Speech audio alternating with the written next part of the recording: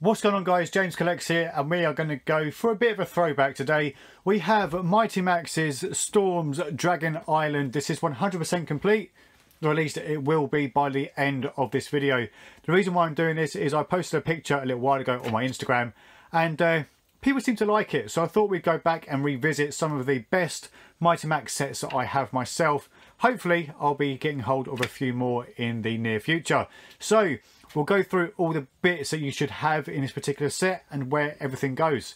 So yes, this is Mighty Max Storm's Dragon Island, and it is complete. So right, first things first, let's start with the main man himself. It is Mighty Max. So Mighty Max sits inside. Here he is. I believe this is the one that came with the original toy when it first came out, but it's so hard to tell nowadays unless you actually have one to hand. So this guy sits just there. I don't know if you guys can quite see that. There's a spinny table in the centre. If you just move this lizard's tail, that's where Max sits.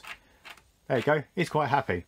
Right, next up is Norman. Now, I'm fairly sure when I first unboxed this many moons ago, I called him Rambo. Obviously, he wasn't Rambo, but he is in fact Norman. But he's a Rambo looking type figure. He is the muscle. And Norman sits over in this corner. You'll see there's a pin at the bottom of his foot, and that helps him just to sit just there.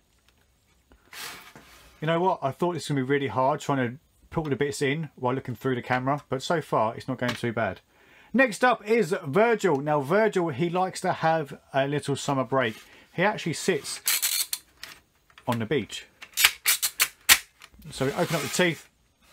This is Virgil. And he just sits just there. And that's it. He's happy. That's where he wants to be. Next up is the Skullmaster. Now turn the island back around so you guys can see it from that way.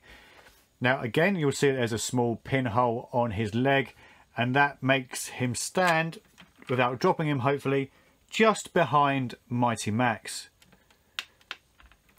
So that once they're in, they're facing that way, and then Norman comes in to help save Mighty Max, and then da da da, he reveals that he's captured Mighty Max. That's pretty much it by the looks of it. Although I don't think that's how it goes in the cartoon, or at least that's what the story was for this particular build. I can't quite remember. It's been a very long time. So after the Skullmaster, we do have the Necrosaur. Now, this is a Necrosaur. It's basically a dragon. Now, you'll notice there's a bit missing, but we'll get to that in a minute. So we'll keep the Necrosaur out for now, but for the time being, we'll leave him in the corner. He can just look after us over there. After the Necrosaur, we have the Dillard Overlord, which is this little guy. It's like a lizard type thing with it's almost like a necromancer's staff. And he sits at the front of the island. So if we turn the island all the way back round, we'll flip that back down, open this up, and he should hopefully sit in here. Again, there's a very small hole there, there's a very small pin there, and it should hopefully be a nice quick done. That's where he lives. So flip that back down, that's it. He is secure, he is not moving for love nor money. Next up is the Dillard Mutant Warrior.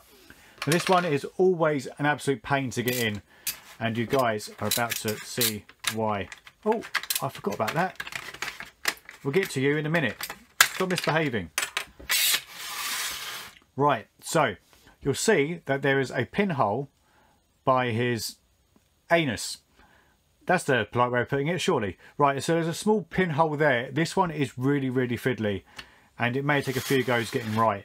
Now, chances are I'm now going to do this wrong because of, I don't know, pressure, and it's me. So I'm fairly sure he's supposed to sit just like that. Because if you look at his foot shape there, it does kind of go just in between the rocks.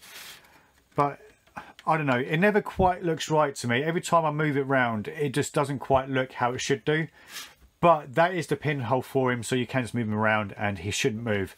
But this is why Mighty Max is so good, because 9 times out of 10 you can get all the pieces inside, close it all up, and it's never going to move again. So, right, next up is... Just killed him. Sorry, dude. There you go, he's fine, no one saw.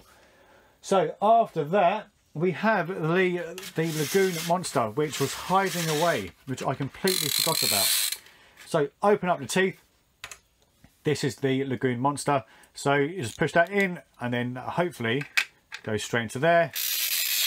Done. That's where that lives. Nice and cozy. Just be careful that that doesn't release, because if that does, it can be very hard to get out, as you guys saw earlier. Next item is the escape raft. This is fairly straightforward. It should hopefully go in like that. Look at that. Perfect. But you'll see that there is a few gaps inside for people to stand. There is a way of doing it, but I can never quite get it right. But I'm fairly sure he stands like that. There might be room in there for someone else. Either way, the escape raft does just live next to Virgil. Virgil, sit down, stay there. Be quiet, I'm trying to do a video. Next up is the Arrow of Death. Now, I'm not quite sure why it is called an arrow, because it doesn't look anything like an arrow. But it is this. Now, this sits right on top. Admittedly, when I store this, I don't leave this intact. I do put it inside, simply because it's not worth the risk of it getting lost or damaged. I would imagine it's going to be quite easy to snap that off if you are having it in storage or you're transporting it around. So that is the Arrow of Death. It sits just on top. My Max can sit on there and he can fire away to his heart's content. So the second to last item is the Zinger Missiles. Now, these are a pain. If you leave these in and they accidentally trigger, chances are you are going to lose them. So these sit just in here. And the release for these is an absolute pain. I really don't want to fire this, but I kind of have to. I'll try and catch it. So the release, you literally just push that there and it goes flying, as you're about to see. No doubt these were made purely to be fired at siblings. I'm fairly sure that was the only use for them, was to be fired at little brothers and sisters. So there's two of those. You need two of those to complete the set. And there's only one more item to go. And it is the Dragon Bomb. Now, I've actually got two of these sets, and the other set, I'm fairly sure, is missing the bomb and a Virgil, and then I've got another one complete that I can then get rid of for trades. So, the bomb sits in the dragon, like so. To release the bomb, all you do is you push on that silver bit there, and that's it, bomb's away. But the dragon itself does sit within the island. So this is going to be pressure now, because I'm fairly sure it goes a little something like that. See, the legs are an absolute pain trying to get those right. I'm fairly sure that is it, I think. So this one then goes up, this one then goes in, so that the dragon is facing inwards. Feels like it needs to go back a little bit further. No, it doesn't quite want to go in. That's close enough, I think. And that goes in like that. And there you go. That is the whole of Big Dragon Island. Now, what I would normally do is open it back up. You should be able to get the Arrow of Death off, and you just slip that in there. Then obviously you've got the Zinger Missiles. They can normally just be tucked away in there. And then that is it.